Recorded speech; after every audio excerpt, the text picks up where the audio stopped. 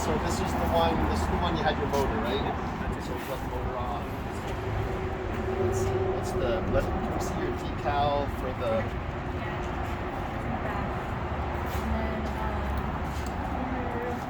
Hello, I'm Helix, and I run the Helix company, and I also run Solar Cycle company. And the mission of Solar Cycle is to let people know that we have zero emission bicycle transportation, driving you with a professional driver anywhere on the beach. And sadly, we've now had to take our motors off, even though they're zero emission motors. It could be charged by the sun, driving you around, but now we can't have motors. But yet last year, the city of Santa Monica legalized it for all electric transportation, scooters, bicycles, one-wheel motor transportation, electric skateboards, etc. They don't even have brakes, to go up to 23 miles per hour. So you can be a complete tourist, don't even know how to drive a car, get on one of these things and drive into people, and they generally have the most accidents filling the emergency rooms based off the scooters and other types of things, but yet the professional drivers can't even have an electric assist going up to 8 or 10 miles per hour. So I think that's personally wrong, especially if we're trying to move towards zero emission vehicles. I mean, micro-transportation is definitely the way to do that and educate people on that. In addition to that, they also cap the market here to 12 when you have other markets like Key West with a quarter of the population having 20, or Austin having 300 at still less population than here. So what they did was all of us paid our money for the licenses. Maybe there's like 40 or 50 licenses, which cost $1,000, per bike for insurance, only to find out that we'll be lucky to get 1, 2, maybe 3 licenses, period. And if you have, say, 10 drivers, now you only have, if you have 10 drivers, now you only have 1 driver, and everybody lost their jobs. So basically 2/3 of the people here who do zero emission, transportation, have now lost their jobs in Santa Monica, California, where we're supposed to be clean, free energy transportation, right? That's what we're moving for. According to Newsom, he wants all vehicles by 2035 to be electric or zero emission, and it seems like we're going the wrong way. But the final straw, I would say, is of the 12 drivers that got picked and are allowed, I got lucky. I managed to get 3 licenses, which is the most anyone ever got. One other company got 2 behind me. Well, we'll see if they pass or not. And then outside of that, we'll maybe have every other company got 1. So outside of that, they are now also coming down hard on music and lights, which gives people a much funner experience while riding, especially when we got to compete with, say, Uber and electric scooters and bikes you can just rent. Well, having a fun, creative edge gives a vibe, creates a scene here in Santa Monica, as does other markets. And I think we really need to let drivers do their work without interference from the city, because I know many times over I'll have people say that riding a bike along the beach was one of the best experiences they had while being here. So anyway, if you want to find me, I'm at Helix, Helix.com, or Helix on Instagram, or Michael Helix. You can find me there too. Yeah, come get a ride. So a couple quick things. This is Odie. He's been riding the party bike now for I want to say 2018, but he's been riding party bikes since 2011. Anyway, as far as the lottery system goes with the bikes, we don't really know fully how that went down. All we know is that we were getting email about a lottery system after we already bought all our licenses. The normal sticker, is on the front of the bike. So once we got that, 1 month afterwards, we were informed that there's going to be a new process, and only 12 will be accepted on the bike path, even though we have one of the widest bike paths in the west coast of America. Actually, they just made it even wider than it was already. So only 12 are going to get picked, and there's going to be a lottery system. Nobody got to see the lottery system. We don't actually know how it went down. I personally think that of the people that were currently riding, it would have been nice to see more people get licenses for sure. Even though they may be competitors of buying them, I don't think people need to lose their job, especially when we're doing, work that is moving us forward towards clean, free energy.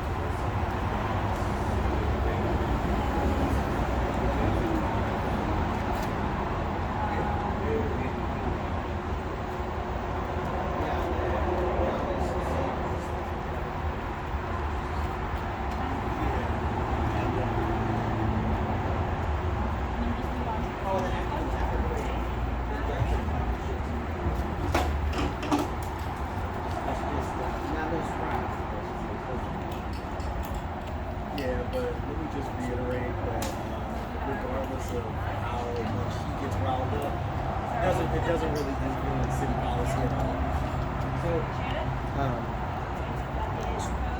So my thing with carbon lights, no, we maybe take a lot of them off. I mean, I know these are the bigger you can actually make a bike safe. And there's been incidents across the country where people have lost their lives. Get hit by a car. And so I like to be creative, but it also does make it safe for my drivers and myself. People are way less likely to hit like a car versus a regular car. It times something like a brain on where there's so much room when we're going super slow in front of them, like 6 miles an hour. Because sometimes they'll just drive into us because they're like, you're in my way. But if you're an art thing, then they're like, oh, that's really cool. As opposed to like, let's just hit this thing. Like that actually does happen, sadly. So somebody that has been a commercial driver for 11 years, has been involved in 14 moderate to major collisions, I tell you, almost every single collision I've ever been in as a bus operator. Okay. Mind you, a standard transit bus, 40 feet long, 11 feet high, 9 feet wide. I didn't see it. I almost every single person I've ever had a collision with, I didn't see the bus. 40 feet long, 11 feet high, 9 feet long. I didn't see it. Oh, that's what the person said. So in terms of safe operation, you could put one of those. You could put a playing card in the spoke, and every time you spin it, it makes a little clicking noise. People still aren't going to hear you. People still aren't going to see you. Sure. I think anything you can do that makes it better. True. But you also have to, and like I love playing devil's advocate. I love creating steel man arguments because it helps you argue that much better. Sure.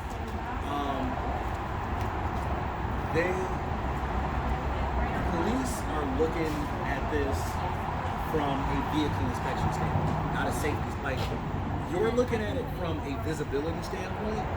They're looking at it from a vehicle inspection standpoint. So in terms of visibility, they look for things that are by manufacturer I'm gonna attached to the body. So take this if would be you can sufficient. after Anything they're in all the wheel well, Brian, argument after can be made, they're which is all what he did. Let's just say when you he can zip ties position things it off, as and now falls into sure. All right, thank you. So you have everything zip tied to the bike. One of the zip ties comes with, let's say, it wasn't bolted on, because when you zip tie it on, how like what are you attaching it to? Do you attach it to the frame or do you attach it? Okay, so I'm just using this one as an example. The frame is down here, so if you attach something here, it attaches to the shell. Yeah, so I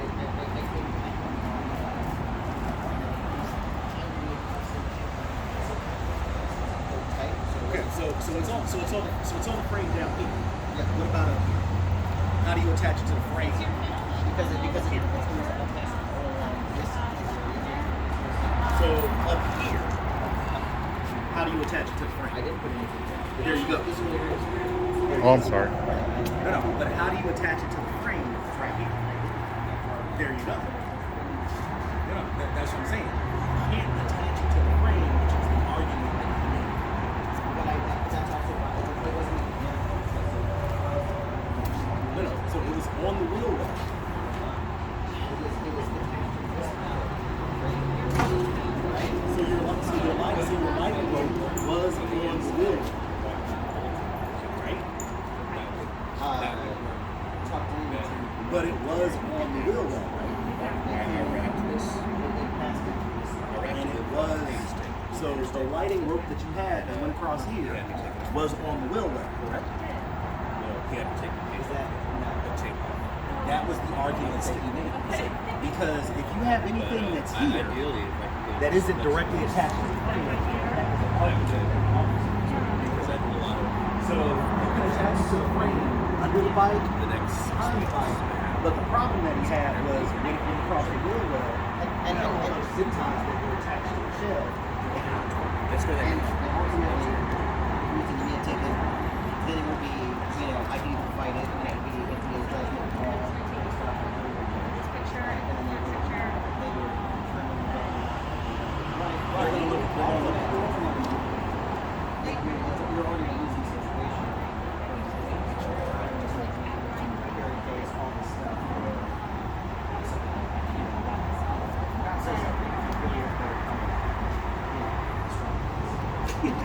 Yeah, exactly. Anyway, so basically, if I give you a board, There we go. So I'm not I'm not PD, but just based on the experience that I've had with DMV inspection, if you cannot attach it to the actual frame of the bike, don't attach it. If you cannot That's attach perfect. I just needed to be structure on the bike that was manufactured there, not including the shell, I would put it on. And that was the argument that was made yesterday in terms of that zip ties attached to this that were creating a safety concern, at least from the cop's perspective, that Thank you. might have impeded the movement of this vehicle. So that was the argument that was Hollowell. That was the argument that Hollowell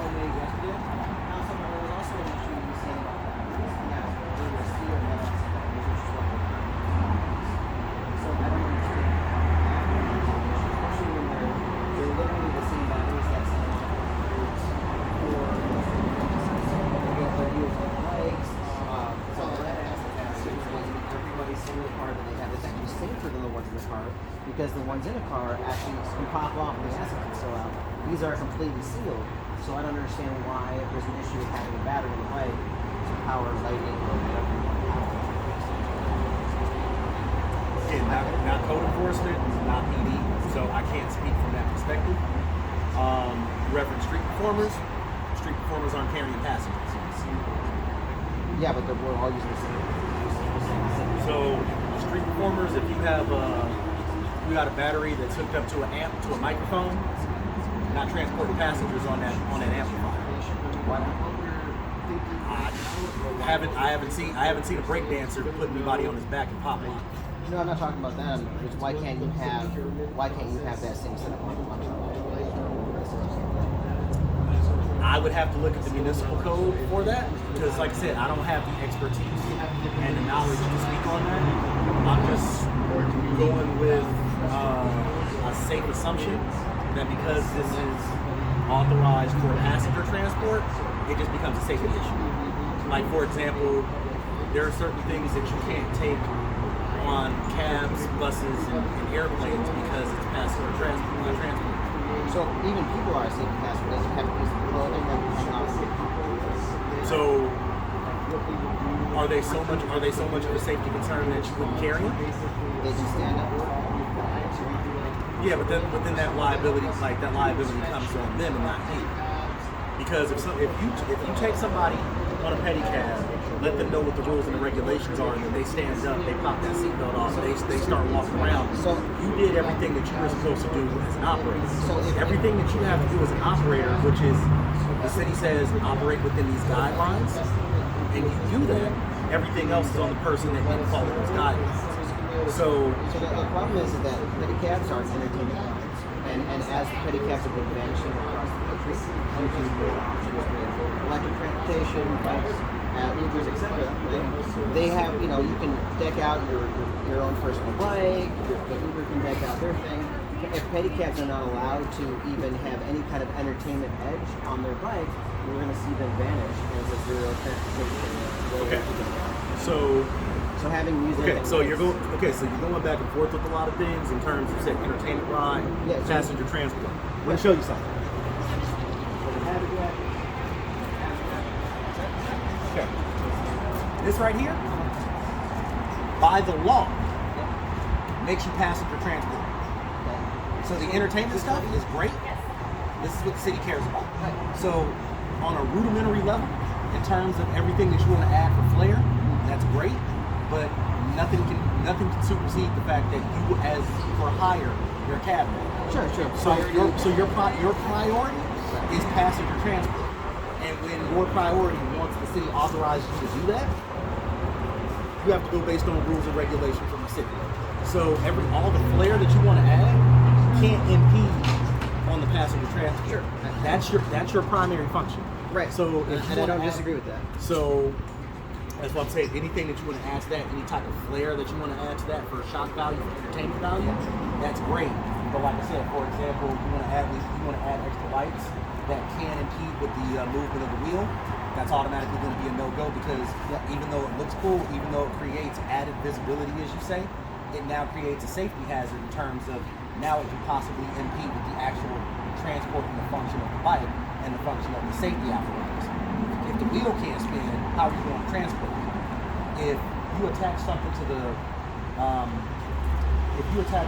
like I said, if you attach something to the shell of the bike and it's not properly situated and it falls into the wheel well, now it causes a jam.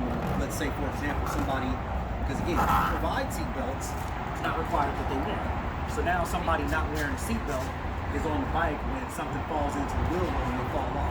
Very first thing you're going to look at is what happened. Something that you attached to the bike that wasn't attached to the frame got caught in the wheel, and that's why they can't. And that's why they fell off. But now something that you added that wasn't part of the safety apparatus and wasn't secured to the bike by frame, that puts you in liability. This is pretty cool, but that was an assumption that it's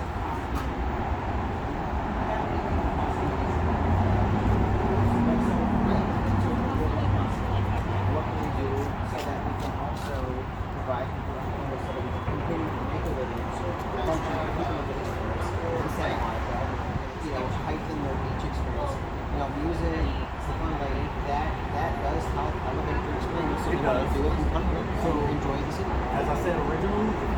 attach it to the frame of the bike, don't do it. It's really that simple. I wouldn't do it to the shell. I wouldn't do it where it can come loose in one of the wheel wells. I wouldn't do it where it interferes with the brake system. If you can't attach it to the physical metal frame of the bike, don't attach it to the bike.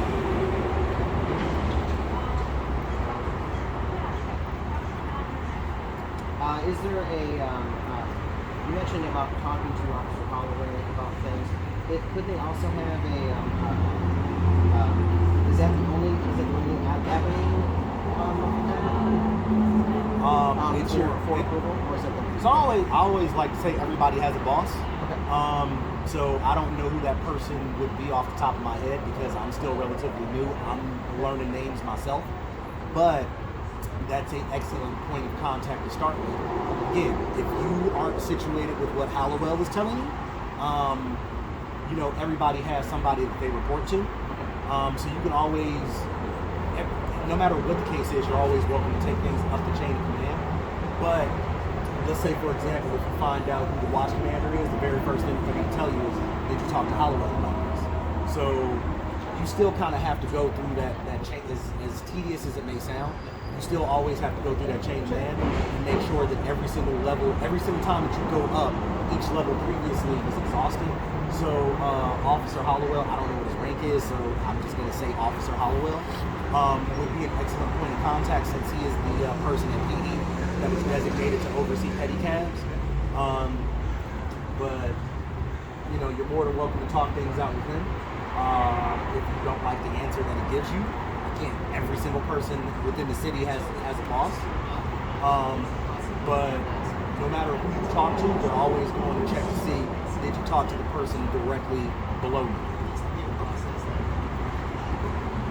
No problem, man.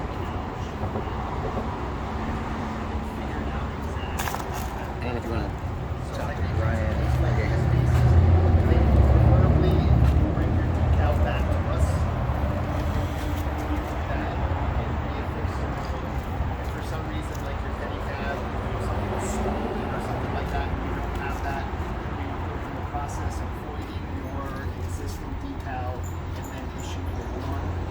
Let us know when that comes up, and we'll do that on a case-by-case basis, and we're going to write that into the rules the next opportunity that we have.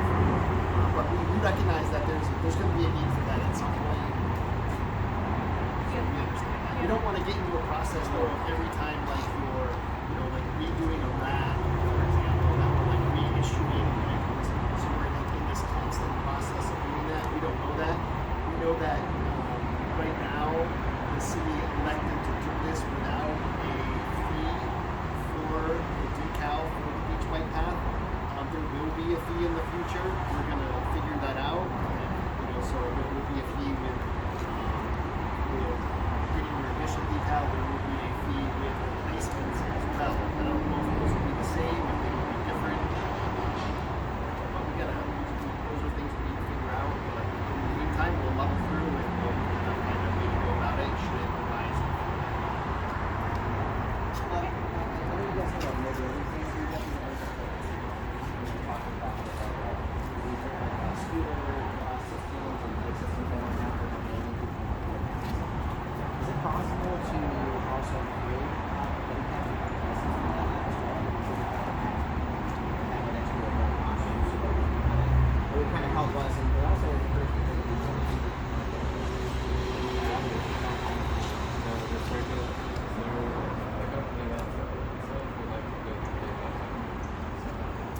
I can ask about that. I'm not like intimately familiar with how that's going to work, so we'll ask and we'll see. I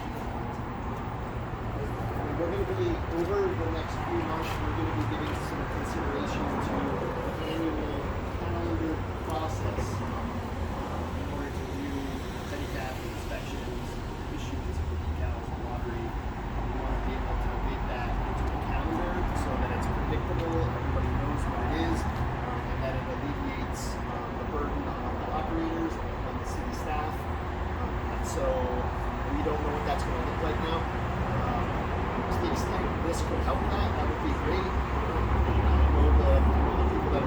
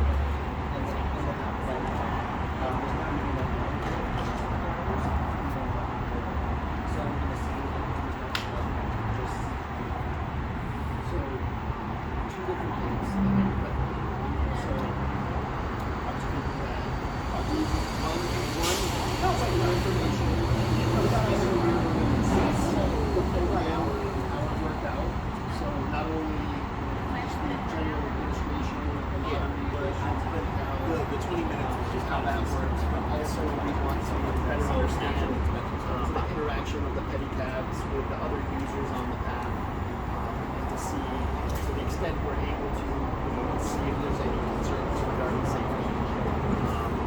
And then at that point in time, we would look and make any needed or desired changes or recommend those types of changes to the program.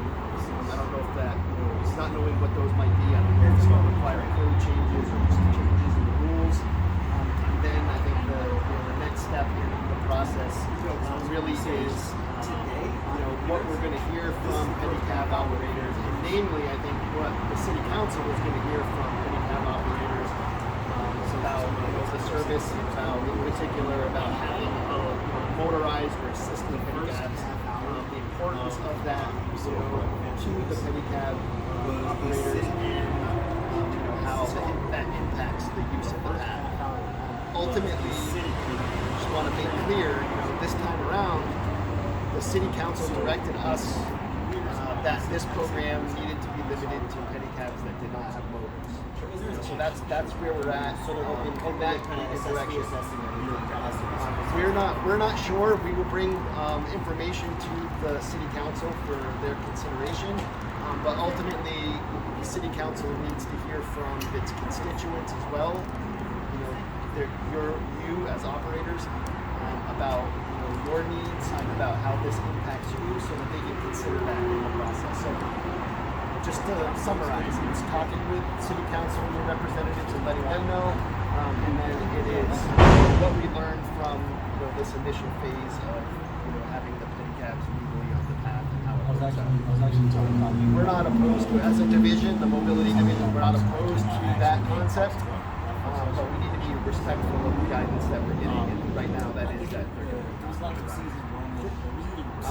And then I think I try to come down. I think I already have an email for you. Yeah. Okay. And then can I, based off what we just talked about, can I give you a summation? Maybe I'm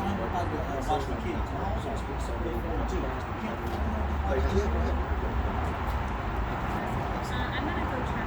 Yeah, no, we want to hear it. We don't proclaim to be pedicab experts.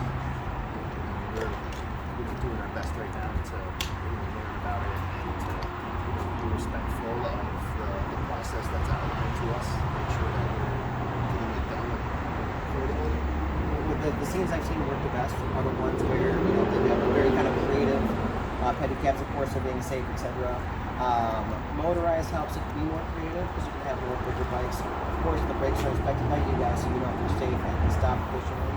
Run by professional drivers who have to go through the whole process for the city so everything's safe. But those tend to create some of the funnest scenes and biggest scenes and most thriving scenes. And then people are more likely to take a bike if they're, say, drunk or whatever, because they're at the bar anyway, right there. They don't even have to get if their phone's dead, they can't remember who's working the bike's right there or whatever. Or they just another fun way to experience the city. I found that to be so. I'm hoping that at least you take all consideration and all the different areas. Yeah, absolutely. We appreciate your comments and the suggestions. For sure. Maybe we can take that seriously. Okay. All right. Any other questions before I go? Thank you, everybody. Thanks.